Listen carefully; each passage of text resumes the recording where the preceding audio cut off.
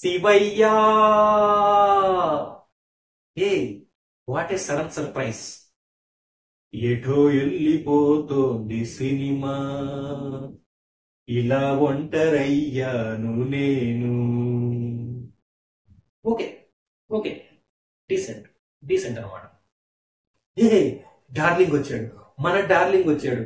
Darling ఎంతసేపు ఎందుకు darling late చేసావు? నువ్వు లేక సినిమా ఇలా వెళ్తాంది, నువ్వు వచ్చాక సినిమా ఇలా అయిపోయింది. నువ్వు ముందే రావాలి కదా డార్లింగ్. ఓకే బానే ఉంది, last climax is good. Okay okay. అందరికీ నమస్కారం. ఇంతవరకు నా ఓవర్ యాక్షన్ చూసారు కదా, ఇంకొంచేపు ఆ ఓవర్ యాక్షన్ పక్కన పెట్టేసి మనం రివ్యూలోకి వెళ్ళిపోదాం. ఈ సినిమా మీద నాకైతే ఏ మాత్రం ఎక్స్పెక్టేషన్స్ లేవు మామ. సో 0 ఎక్స్పెక్టేషన్స్ తోనే ఈ సినిమాకి వెళ్ళాను.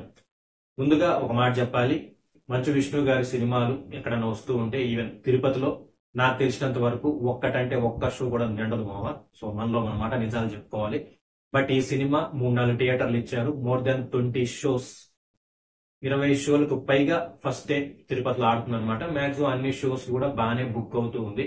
సో దీనికి ముఖ్యమైన కారణం ఏంటో నేను ప్రత్యేకంగా చెప్పాల్సిన పని లేదు, ఈయనమాట. Because of young rebel star ఈ సినిమాకి క్రేజ్ వచ్చింది. సో ఇంకా దాని కొంచెం పక్కన పెడితే సినిమా ఎలా ఉందంటే, స్టార్ట్ చేసిన విధానం అయితే బాగానే ఉంది మామ, కానీ ఫస్ట్ హాఫ్ అయితే చాలా చిరాకేస్తాయి అనమాట. అనవసరమైన సీన్స్ చాలా ఉంటాయి. యాక్షన్ సీక్వెన్సెస్ కానీ, కామెడీ కానీ, లవ్ ట్రాక్ కానీ ఏ మాత్రం నాకైతే ఎక్కలేదు అనమాట. ఇంటర్వల్ బ్లాక్ అయితే బాగానే ఉంది అనిపించింది. ఫస్ట్ హాఫ్ తో పోల్చుకుంటే సెకండ్ హాఫ్ బాగుంది, ఎస్పెషల్లీ డార్లింగ్ ఎంట్రీ నుంచి సినిమా ఇలా ఉన్న సినిమా ఇలా వెళ్తుంది అనమాట. సో ప్రభాస్ ఈ సినిమాకి 99% అతని వల్లే ఇదంతా అని నా అభిప్రాయం. సో అతని ఈ సినిమాకి చాలా పెద్ద ప్లస్ అనమాట.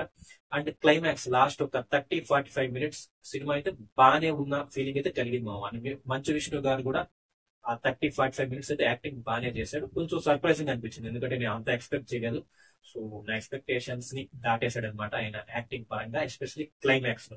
ఇంకా యాక్టర్స్ అందరూ వాళ్ళ వాళ్ళ రోల్స్ కి అయితే న్యాయం చేశారు మామ. ఎస్పెషల్లీ నాకు బాగా నచ్చింది ప్రభాస్ అన్న గురించి ఆలోచించి చెప్పాను. ప్రభాస్ అన్న సూపర్. ఉన్నది ఒక 15-20 మినిట్స్ ఉంటాడంటే, బట్ ఆ 15-20 మినిట్స్ థియేటర్ మొత్తం అల్లకల్లోలం అయిపోయింది అనమాట. అండ్ మోహన్ బాబు గారు, ఆయన కూడా లెంత్ చాలా తక్కువ, బట్ ఉన్నందులో సూపర్. ఆయన యాక్టింగ్ గురించి ప్రత్యేకంగా చెప్పాల్సిన పని లేదు, ఈజ్ లెజెండరీ యాక్టర్. ఇలాంటి రోల్స్ అయితే ఎరగొట్టేస్తాడు. మోహన్ లాల్ గారు కూడా బాగా చేశారనమాట.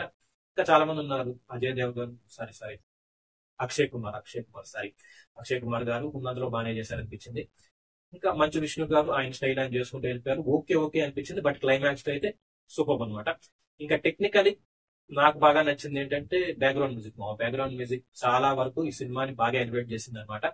అండ్ సినిమాటోగ్రఫీ, ఆర్ట్ డైరెక్షన్ ఇదంతా ఓకే అనిపించింది మా. కొన్ని చోట్ల బాగానే ఉంది, కానీ కొన్ని చోట్ల కొంచెం అటు ఇటు అనిపించింది అనమాట. సో అంత గొప్పగా అయితే అనిపించలేదు. అండ్ ఇంకా డైరెక్టర్ గురించి చెప్పాలి. సో ఆయన గతంలో మన చిన్నప్పుడు దూరదర్శన్లో ప్రసారం అయ్యే మహాభారత్కి ఆయన దర్శకత్వం వహించారనమాట. సో ఈ సినిమాకి దర్శకత్వం వహించారు ఆయన. ఫస్ట్ హాఫ్ ఇంకొంచెం బెటర్ గా కేర్ తీసుకుని ఇంకా మంచి సీన్స్ రాసుకుని ఉంటే బాగుండేదేమో అనిపించింది. సెకండ్ హాఫ్ వరకు అయితే ఆయన డైరెక్టర్ గా సక్సెస్ అయ్యారు. సో ఇంకా మీరు సినిమా చూడాలా వద్దా అంటే ఖచ్చితంగా చూడొచ్చు.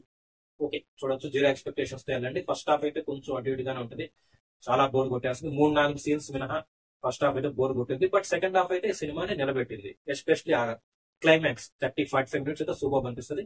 అండ్ ప్రభాస్ గారి సీన్స్ అయితే టాప్ నాచ్ అనమాట. ఇంకా ప్రభాస్ గారి ఫ్యాన్స్ ప్రభాస్ గారి కోసం వెళ్ళాలా వద్దా అంటే ఫస్ట్ హాఫ్ ఇగ్నోర్ చేసేయండి, ఏకంగా ఒకేసారి సెకండ్ హాఫ్ వెళ్ళిపోండి, పండుగ చేసేయండి. సో ఇది సినిమా రివ్యూ. మళ్ళీ ఇంకొక వీడియోతో మీ అందరిని మళ్ళీ కలుసుకుంటా.